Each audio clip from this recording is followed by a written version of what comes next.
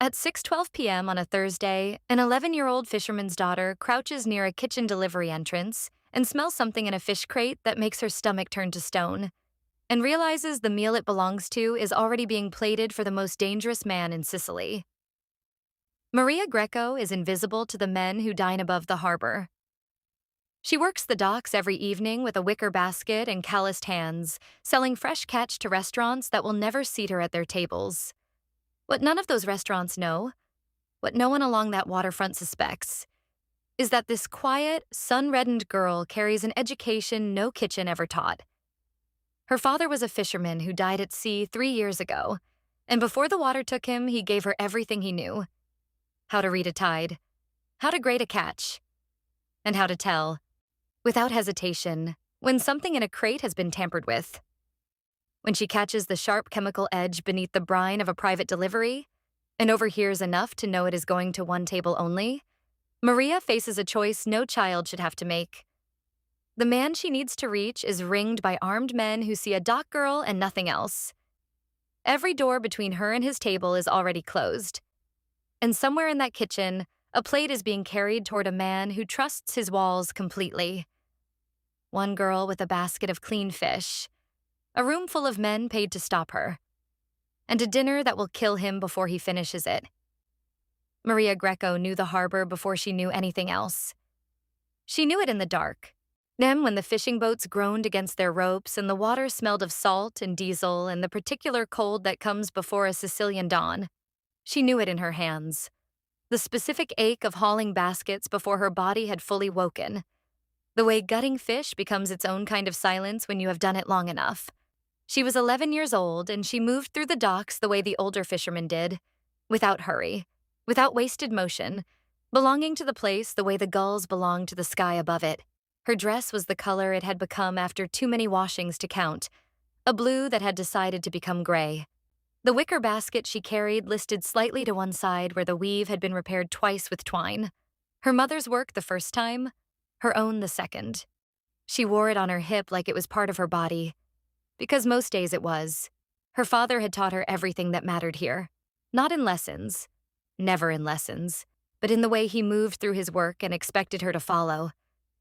He taught her how a fresh catch sits differently in the hand than one that has been on ice too long. He taught her how to smell the weather before it arrived, how to read the surface of the water for what was happening underneath. He taught her the difference between bait that had been treated and bait that had not, between the clean mineral smell of the sea and the sharper, meaner smell of something chemical pretending to be natural. "The sea tells the truth," he used to say, "if you get quiet enough to hear it." 3 years since a storm took him and did not give him back, and his voice was still the clearest thing in her head. She sold her catch to the restaurants that lined the waterfront, slipping around to their delivery entrances the way she always did, invisible and efficient. It was at the last of these, the cliffside restaurant with the terrace above the harbor, the one with the white tablecloths visible from the dock if you looked up at the right angle, that she stopped. There was a crate being unloaded by 2 men she did not recognize. Private delivery, not the usual supplier. She crouched nearby and watched without watching, the way her father had taught her to observe things you were not supposed to notice. She smelled it before she understood it. Not the fish itself. The fish was fine, packed well, freshly caught. It was underneath. Beneath the brine and the ice melt, beneath the clean smell of the sea, something sharp and chemical threaded through the crate like a wire. Something that had no business being there. Maria went very still. She knew that smell. And she knew, with the certainty her father had built into her bones, that it should not be inside any fish meant for eating. Salvatore Conti arrived at the same table every Thursday at 6 o'clock and had done so for 11 years. The corner of the terrace, furthest from the steps, back to the wall and facing the harbor. It was the table with the best view of anyone approaching, and the fewest angles from which he could not be seen. He had chosen it the first evening and never reconsidered. A man who reconsiders his habits is a man who has begun to doubt himself, and Salvatore had not doubted himself in a very long time. The restaurant was his in the way that most things along this coastline were his, not always on paper, but in every way that mattered. The staff had worked for him for years, some of them longer than his youngest son had been alive. They knew his order before he gave it. They knew the precise temperature of the wine he preferred, and the way he liked the bread brought without being asked, and the fact that he did not enjoy being approached while reading. They knew, above all, that Thursday evenings were not to be interrupted for anything that could wait until Friday. Most things could wait until Friday. His bodyguards occupied their positions with the practiced stillness of men who had learned that visible tension makes civilians nervous, and nervous civilians make noise. 2 at the terrace steps, 1 near the kitchen entrance, 1 at the street-level gate below. They had worked these positions so many times the restaurant had quietly built its service patterns around them, the waiters navigating the room with the unconscious choreography of people who know exactly where the furniture is even in the dark. From the outside, and from the inside, and from every direction a threat might reasonably come, the picture was the same: impenetrable, controlled. A man at his table who had already considered every variable and found them all satisfactory.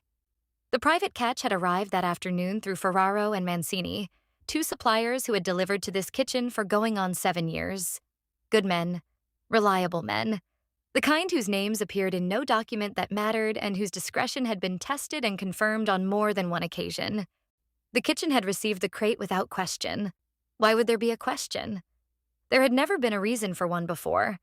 The chef had examined the fish, found it excellent, and begun preparing it with the care that Salvatore's Thursday dinner always received. At his table on the terrace, Salvatore turned a page of the document he was reviewing, lifted his wine, and looked out at the harbor below. The last of the evening light was sitting on the water in long, flat pieces. The boats moved gently. A girl was crouched near the delivery entrance at the far end of the building, but he did not look that far down. And even if he had, he would not have seen anything worth his attention. He never did. She needed to be certain, and that was the first thing her father had taught her about making a claim. You do not say a thing until you know it, and you do not know it until you have gotten close enough to be sure. Guessing was for people who did not have to live with being wrong. Maria shifted her basket to her other hip and moved toward the crate with the unhurried ease of a girl who belonged near delivery entrances, which she did, which was the only advantage she had. The 2 men had stepped around the side of the building to speak to someone from the kitchen, leaving the crate sitting open on the dock. She crouched beside it the way she crouched beside every catch she assessed. Naturally, efficiently, without drama. She leaned in and breathed slowly. It was worse than she had thought from a distance. Up close, the chemical sharpness cut right through the brine, clean and purposeful, the way contamination always is when someone has put it there deliberately, rather than through carelessness. She had smelled spoilage before, and rot, and fish that had been treated with the wrong preservatives by suppliers cutting costs. This was none of those things. This was something added with intention, sitting beneath the surface smell like a blade beneath cloth. She stood up and moved back to where she had been, heart going faster than she wanted it to. The 2 men returned, and she kept her eyes on her basket and listened. They were not careless with their words, but they were not careful enough either, which is the mistake people make when they believe no one around them is worth accounting for. She caught a sentence and a half. A corner of the terrace, the Don's table. Corner of the terrace, the Don's table, one of them said, without apparent concern. Because concern was for people who expected consequences. Maria did not know the name they used. It did not matter. What mattered was the rest of it. The deliberate contamination, the specific destination, the absolute certainty in the way those men spoke of a thing already finished and decided. She stood very still for a moment after they moved away. Going home was the sensible choice. She was 11 years old. She had her basket and her route, and a mother waiting with worry already threaded permanently into the lines of her face. Nobody would know she had been here. And nobody would know what she had smelled or what she had overheard. She could walk away from this dock, and by tomorrow morning it would feel like something she had imagined. The sea doesn't forgive the ones who look away. Her father's voice. Not a memory exactly. More like the way certain knowledge lives in the body, below thought, below fear. Maria tightened her grip on the basket and walked toward the restaurant. The first man laughed before she had finished her second sentence. He was broad through the shoulders and had the look of someone who found most things beneath him. And a dock girl interrupting his evening fell comfortably into that category. He looked her over once. The worn dress, the basket, the braids coming loose at the ends, and made his assessment in about a second and a half. "The fish is wrong," she said again, because she had learned already that the first time rarely landed. "Go home, Doc Rat." He turned back to his work. "Before I tell your mother you're bothering people." She stood there one moment longer than was comfortable for either of them, then picked up her basket and went to the kitchen entrance. The cook who answered was a small, tired woman who had clearly already had a longer evening than she had planned for. She looked at Maria the way kitchen staff look at children who appear at service doors.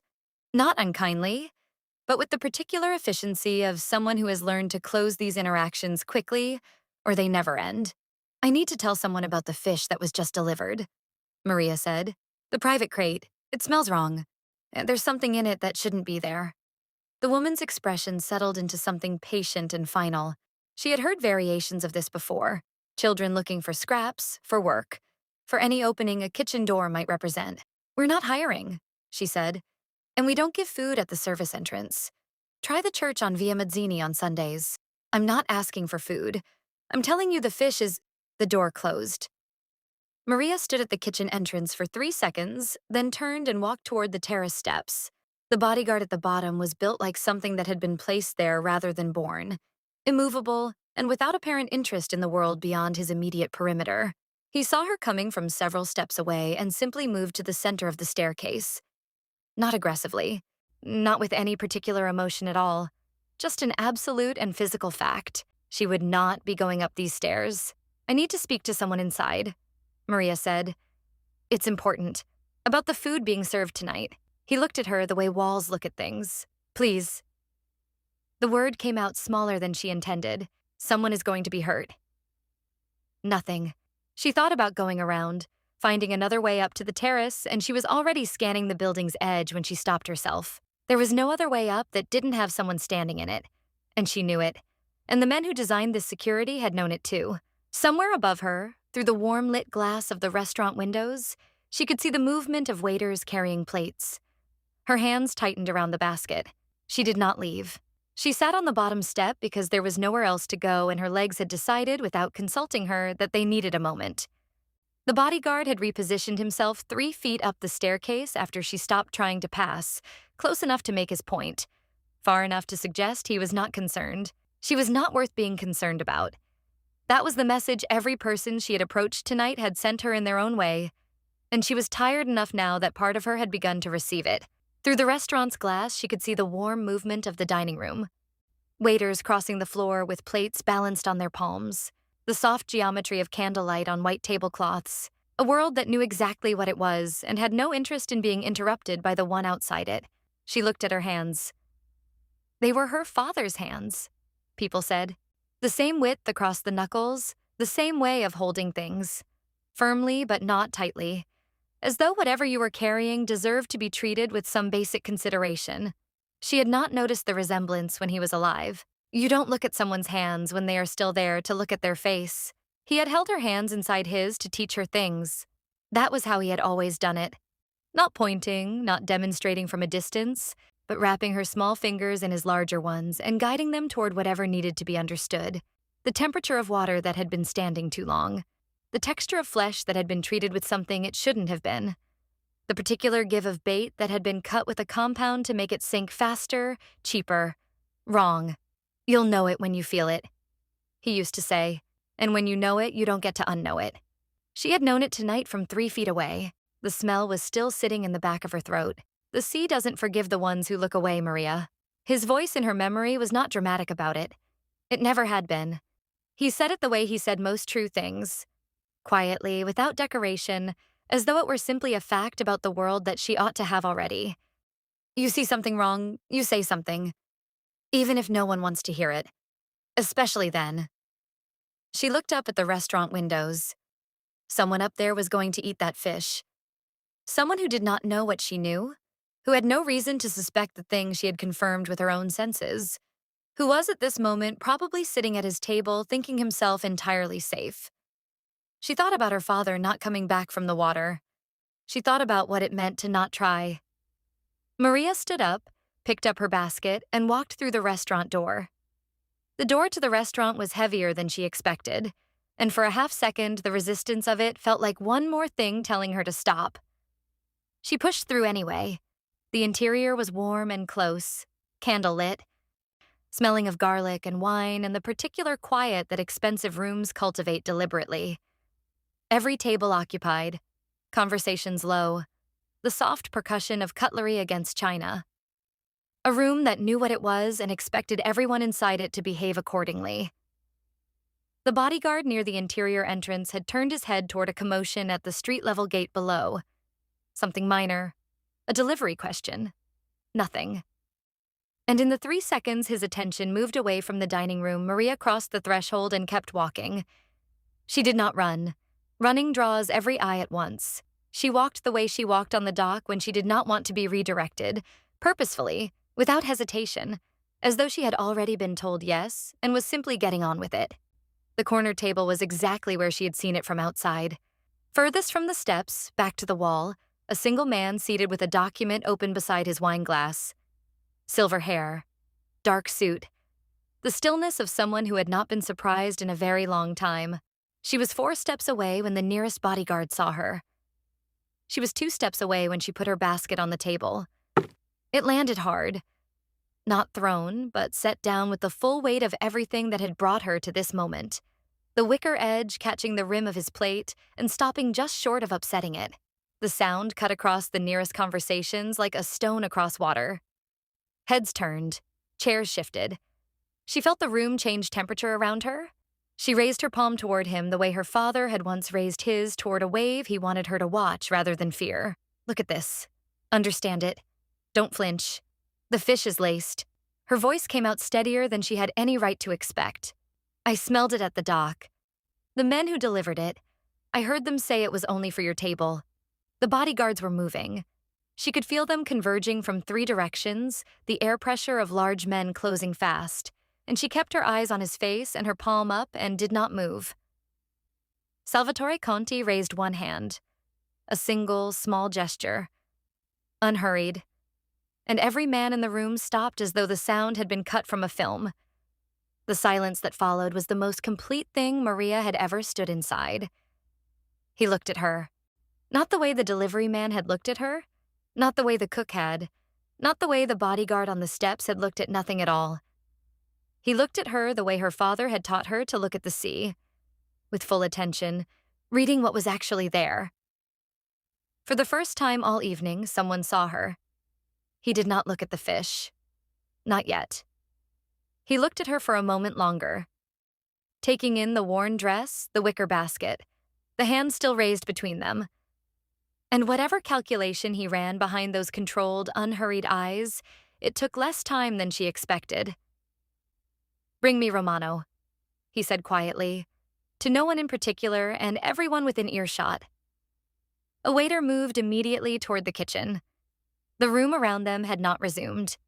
The other diners had arrived at that particular stillness of people who understand, without being told, that something is happening they should not look at directly. Conversations had not so much stopped as been carefully set aside. Maria lowered her hand by degrees, the way you lower something fragile. Her legs had begun a faint, private trembling that she was determined not to let reach the rest of her body. She kept her eyes on Salvatore's face because looking away felt like the wrong thing to do, and he kept his eyes on hers with an attention that was neither warm nor cold, but simply absolute. The chef arrived from the kitchen still holding a cloth, reading the room in one practiced glance. Salvatore said 4 words. "Test the Thursday fish."